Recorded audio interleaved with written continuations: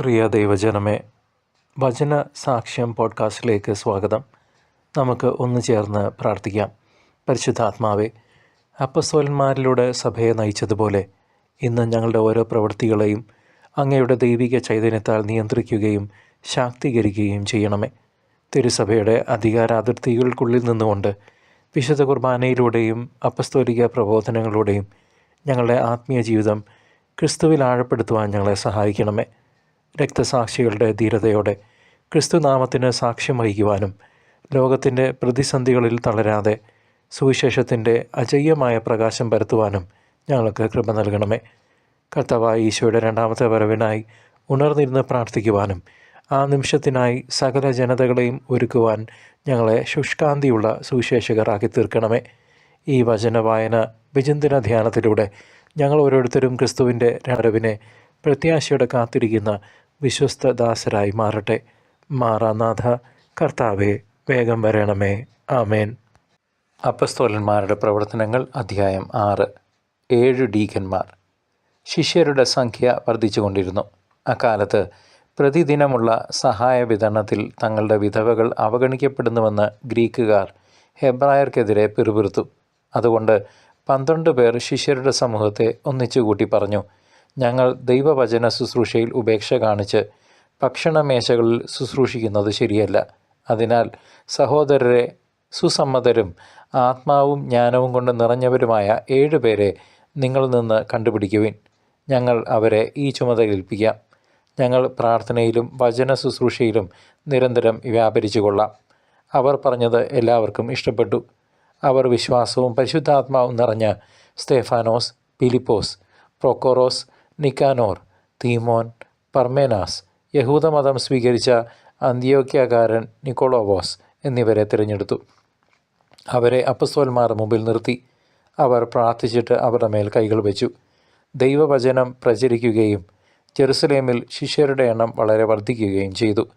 പുരോഹിതന്മാരിൽ വളരെ പേരും വിശ്വാസം സ്വീകരിച്ചു. സ്തേഫാനോസിനെ ബന്ധിക്കുന്നു.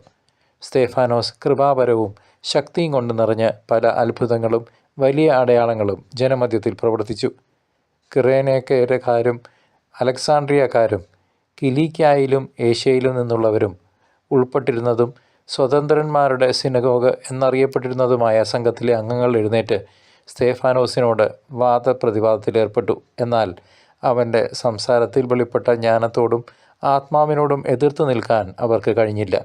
അതുകൊണ്ട് അവർ രഹസ്യമായി പ്രേരിപ്പിച്ചതനുസരിച്ച് ജനങ്ങളിൽ ചിലർ പറഞ്ഞു, അവൻ മോശയ്ക്കും ദൈവത്തിനുമെതിരായി ഭക്ഷണം പറയുന്നത് ഞങ്ങൾ കേട്ടു. അവർ ജനങ്ങളെയും ജനപ്രമാണികളെയും നിയമജ്ഞരെയും ഇളക്കുകയും അവനെ ബന്ധിച്ച് ന്യായാധിപ സംഘത്തിൻ്റെ മുമ്പിൽ കൊണ്ടുവരികയും ചെയ്തു. കള്ളസാക്ഷികൾ എഴുന്നേറ്റ് നിന്ന് പറഞ്ഞു, ഇവൻ ഈ വിശുദ്ധ സ്ഥലത്തിനും നിയമത്തിനുമെതിരായി സംസാരിക്കുന്നതിൽ നിന്ന് ഒരിക്കലും വിരമിക്കുന്നില്ല.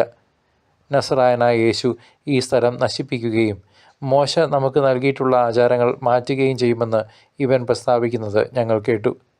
സംഘത്തിലുണ്ടായിരുന്നവർ അവൻ്റെ നേരെ സൂക്ഷിച്ചു നോക്കി. അവൻ്റെ മുഖം ഒരു ദൈവദൂതൻ്റെ മുഖം പോലെ കാണപ്പെട്ടു. പ്രിയ ദൈവജനമേ, അപ്പസ്തോലന്മാരുടെ പ്രവർത്തനങ്ങൾ 6-ാം അധ്യായത്തെക്കുറിച്ച് നമുക്കല്പസമയം ധ്യാനിക്കാം. ആദിമസഭയുടെ വളർച്ചയുടെ നിർണായകമായ ഒരു ഘട്ടത്തിലാണ് ഈ അധ്യായം നിലകൊള്ളുന്നത്. അവിടെ ഗ്രീക്ക് സംസാരിക്കുന്ന വിധവകൾ അവഗണിക്കപ്പെടുന്നു എന്ന പരാതി ഉയരുന്നു. യഹൂദ ക്രൈസ്തവരും ഗ്രീക്ക് ക്രൈസ്തവരും തമ്മിലുള്ള ഈ ആഭ്യന്തര പ്രശ്നം പരിഹരിക്കാൻ അപ്പസ്തോലന്മാർ സഭയുടെ ഘടനയിൽ വരുത്തിയ മാറ്റം ചരിത്രപരമായ പ്രാധാന്യം അർഹിക്കുന്നതാണ്. സുവിശേഷ പ്രഘോഷണവും സേവനവും ഒരുപോലെ പ്രധാനമാണെന്ന തിരിച്ചറിവ് സഭയുടെ ആദ്യകാല രാഷ്ട്രീയ സാമൂഹിക സാഹചര്യങ്ങളിൽ വലിയ സ്വാധീനം ചെലുത്തി. പരിശുദ്ധാത്മാവിനാൽ നയിക്കപ്പെട്ട സഭ തർക്കങ്ങളെ ശുശ്രൂഷയ്ക്കുള്ള അവസരമാക്കി മാറ്റുന്ന കാഴ്ചയാണ് നാം ഇവിടെ കാണുന്നത്. ദൈവവചനം പ്രചരിക്കേണ്ടതിന് പ്രാർത്ഥനയ്ക്കും വചന ശുശ്രൂഷയ്ക്കും തടസ്സം വരാത്ത രീതിയിൽ ഡീക്കന്മാരെ നിയമിച്ചത് സഭയുടെ ഭരണപരമായ വിവേകത്തെ കാണിക്കുന്നു. സത്യവിശ്വാസത്തിനു വേണ്ടി നിലകൊള്ളുന്നവർക്ക് നേരിടേണ്ടി വരുന്ന വെല്ലുവിളികളുടെ തുടക്കവും ഈ അധ്യായം നമുക്ക് വരച്ചു കാട്ടുന്നുണ്ട്.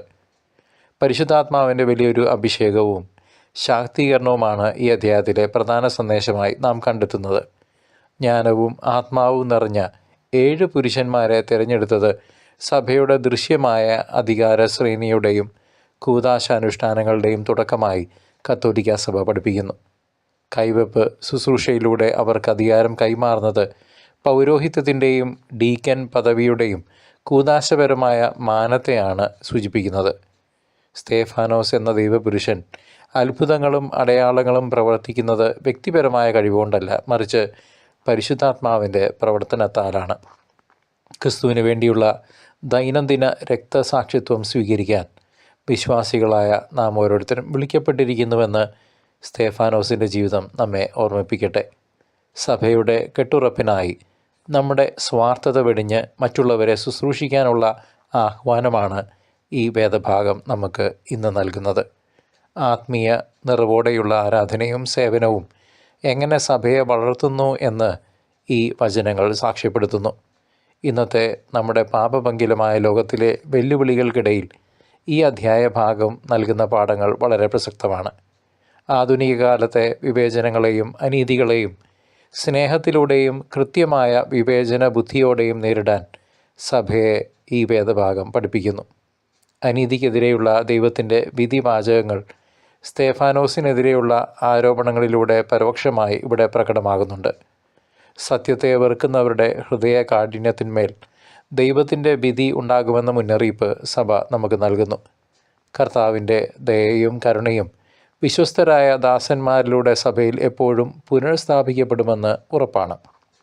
സ്തേഫാനോസിനെ പോലെ ക്രിസ്തുവിൻ്റെ സാക്ഷികളായി ജീവിക്കാൻ പരിശുദ്ധാത്മാവ് നമ്മെ ഓരോരുത്തരെയും ഇന്ന് ഈ ദിവസം ശക്തിപ്പെടുത്തുന്നു. ലോകത്തിൻ്റെ വെറുപ്പിനെ സ്നേഹം കൊണ്ട് ജയിക്കാൻ ദൈവകൃപ നമ്മെ പ്രാപ്തരാക്കുന്നുവെന്ന് ഈ അധ്യായം അടിവരയിടുന്നു. നമ്മുടെ കർത്താവായ യേശുക്രിസ്തുവിൻ്റെ രണ്ടാം വരവിനായി ജാഗ്രതയോടെ ഒരുങ്ങാൻ ഈ സന്ദേശം നമ്മെ പ്രചോദിപ്പിക്കട്ടെ. അപ്പോസ്തലന്മാർ 1-ാം അധ്യായത്തിൽ കേട്ടതുപോലെ സ്വർഗത്തിലേക്ക് പോയ അതേ യേശു വീണ്ടും മടങ്ങി വരുമെന്ന പ്രത്യാശ സഭയുടെ ദൗത്യത്തിന് വേഗത കൂട്ടുന്നു. അവിടുത്തെ ഭരണത്തിന് കീഴിലേക്ക് സകല ജനതകളെയും കൊണ്ടുവരാനുള്ള ഒരു ഓട്ടത്തിലാണ് സഭ ഇന്ന് എന്ന് നാം തിരിച്ചറിയണം. അവസാന വിധിക്ക് മുൻപായി സുവിശേഷം ഭൂമിയുടെ എല്ലാ അതിർത്തികളിലേക്കും എത്തിക്കാൻ വിശുദ്ധ സ്തേഫാനോസിനെ പോലെയുള്ള തീഷ്ണത നമുക്കും ആവശ്യമാണ്.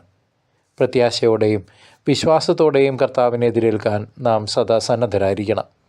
ദൈവത്തിൻ്റെ അനന്തമായ കാരുണ്യത്തിൽ അഭയം പ്രാപിച്ച് നമുക്ക് ആത്മീയ യാത്ര ഒരുമിച്ച് തുടരാം. വിശ്വാസത്തിൽ ഉറച്ചു നിന്ന് ക്രിസ്തുവിൻ്റെ പ്രകാശമായി ലോകത്ത് ശോഭിക്കാൻ ദൈവം നമ്മെ അനുഗ്രഹിക്കട്ടെ. സർവശക്തനായ ദൈവം നിങ്ങളെയും നിങ്ങളുടെ ജീവിത സാഹചര്യങ്ങളെയും അനുഗ്രഹിക്കട്ടെ. പിതാവിൻ്റെയും പുത്രൻ്റെയും പരിശുദ്ധാത്മാവിൻ്റെയും നാമത്തിൽ ആമേൻ.